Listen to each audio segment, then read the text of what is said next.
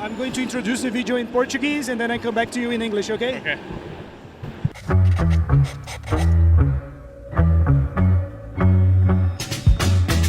E aí pessoal, bem-vindos a mais um vídeo de entrevista diretamente da CCXP 2023. Estou aqui com Box Brown. First of all, Mr. Brown, it's an honor to be interviewing you.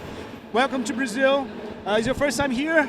Yeah. Yeah. Are you enjoying? Yeah, I just got here this morning, but so far so good. Okay, you have a few more days here to enjoy. So, first question, I like a lot of your comic books, and you always choose to talk about, I think, that are topics that most of people in comics doesn't talk about. So, what makes you choose a topic to make a comic? It's hard to say really because what happens is I start researching something but before I realize I'm going to make a comic about it, just for fun. And then I end up researching it for many, many years before I realize, hey, I can make a comic about this. So people ask me, like, how long were you researching for, like, the He-Man book? And the answer is, like, 38 years or something like that, because my whole life, really, you know.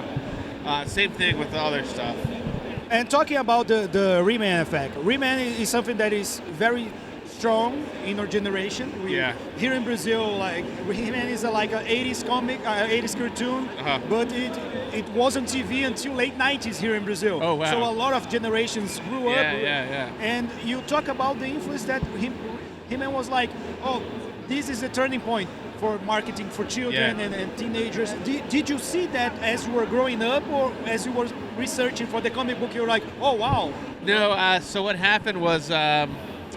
You know, I loved He-Man and stuff growing up, and I was very interested in, like, the nostalgia for all these toys and things. But I went to a vintage toy convention, and it was packed. So many people buying and selling He-Man stuff that I was like, wow, like the advertising they did to me when I was a little kid is now, like, still paying money because, like, all these adults now are still want to rebuy all this stuff.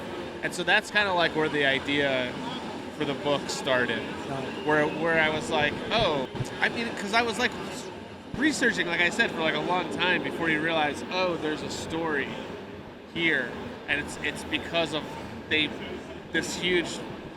made a change, like the government made a change, and it started with He-Man. And did you watch the Netflix documentary about He-Man? Yeah, so I watched, the Toys That Made Us.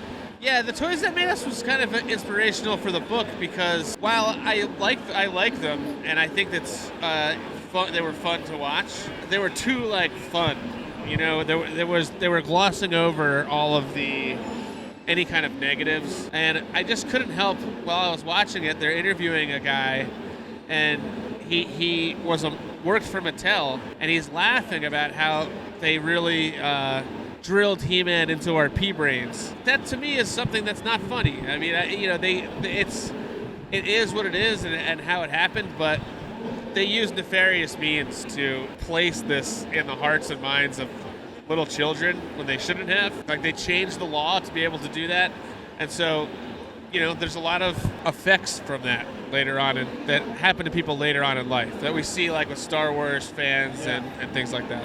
And talking about Tetris, and it's very comprehensive about, you don't see like a thing like there's bad and there's good, but when we compare like to the movie recently from Apple Plus, it's like the communists are the bad ones and they are trying to prevent Tetris from exist. You are an American guy, right? Yeah. How do you do your comic book without that, being biased to all the communists are the bad ones here? I was interested more in the communists, less as like, I know like that's the whole like anti-Americans, whatever. There's a whole thing in the States. Like if you talk about being communist, forget it. But like my whole thing was that it was interesting to me that they went from communism to capitalism in like that, and Tetris happened to be like right at the center of that.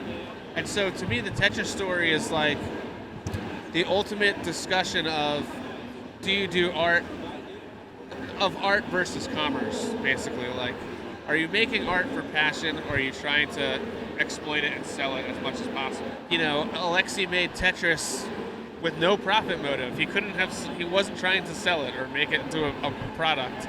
and it escaped that world and it became a product, and it became a huge product. For me, it was about exploring that thing, because like, why do we make art, right? I mean, are we making it to make a product, or are we trying to make something transcendent, like Tetris, that goes a worldwide hit?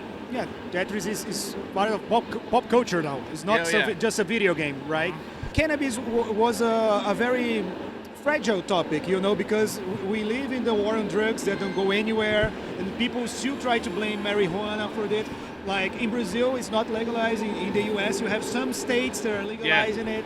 And I think your comic book is very important to know, why do we do that? Why we have alcohol and tobacco and some drugs, but in Europe you have like very heavy drugs already legalized, and it's a much more complex discussion, right? Yeah, I think because when I started making the cannabis book, we had already started legalizing in the United States. And we're legalizing, and I don't know if anybody understood why it was illegal in the first place, because that story was so clouded and turned around by every government administration every year.